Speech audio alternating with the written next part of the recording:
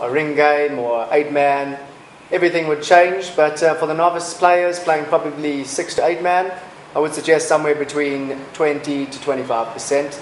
And then slowly, once you learn the game, you can always build up, you know. Cool.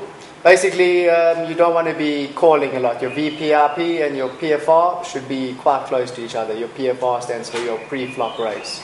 There was an interesting online hand this week at the high stakes, played between Patrick Antonius, Gus Hansen and Brian Townsend. Craig, talk us through it. The game was 500 1,000 pot limit Omaha on full tilt poker, and Patrick Antonius was holding ace of clubs, queen of spades, 8 of clubs. Brian Townsend had ace of diamonds, 6 of diamonds, king of hearts and ace of spades.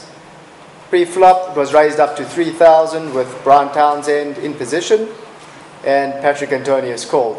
The flop brought queen of diamonds, 5 of spades, 9 of diamonds, leaving Patrick Antonius with top set and Brian Townsend with a nut flush draw. On the flop, all the money went in. Patrick Antonius, a big favourite, some 70%, and unfortunately for him, the river brought the diamond, and the $400,000 pot went to Brian Townsend. Yeah, I think you can't fault Brian Townsend for his play, though. I don't think there's any way he could have probably put Patrick Antonius on pocket queens pre-flop, though. I mean, with the action we've been seeing lately, you kind of expect queens to maybe have been re-raised. There's a lot of hands in Brian's range. He could have had a 10-jack king, 10-jack king 8, something like that. Could have had the set. 2 pairs is basically a 50-50. So it's kind of tough for Patrick to put him on the set and for Brian to put him on the set. And I don't think that there's any getting away from a pair of aces with a nut flush draw in that situation. It's one of those cooler hands. Yeah, in this case it just didn't work out for Patrick Antonius. Exactly. He put the money in good and you can't always win from ahead. Right, let's have some fun. I heard there was an interesting prop bet that happened this week. Yeah, well, we were having lunch with Thomas Pays, and as you know, you can never just have a normal lunch with Thomas Pays. There always has to be some crazy betting action going around the table. It was just after lunch. Matt from Ace High was destroying everyone's leftover food, and Thomas got hold of his blue cheese from his burger. He added some soy sauce, half a bowl of Tabasco sauce, chili, pepper, everything. Put it down in the middle of the table and said, right, who's going to eat this? So I'm quite well known for taking up stupid bets. So I said, I'll do it. So he said, for $500. And I was like, no. So we said 300 Rand in the end. Then he told me I had 30 seconds to do it in, which was a bit crazy. So I reluctantly agreed. I said, okay, 30 seconds sounds cool. I took my first swig, big swig, couldn't hold it.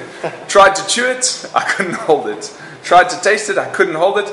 Eventually I had to push the whole table out, run up to the bathroom, spit it out, and I lost my 300 Rand. Well, luckily we have a video, so let's take a look.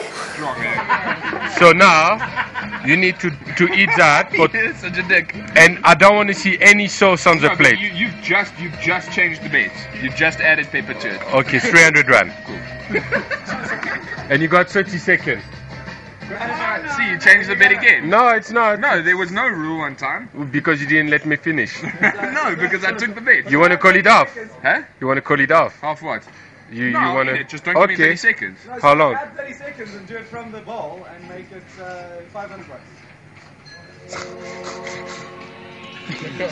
What did you say was the order, by the way? Sparkling water. He doesn't care, he just drank half a bottle of Tabasco. No, but that's fake.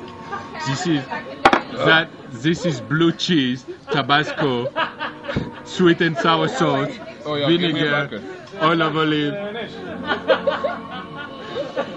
Are you serious?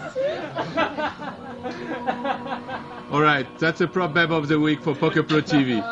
Can you finish it? Come on, boy!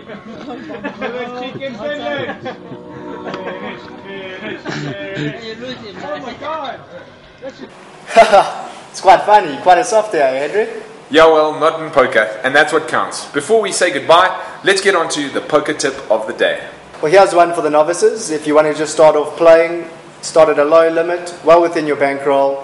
Keep things very simple. It also relates back to the VPRP I was talking about earlier. You don't want to see too many hands.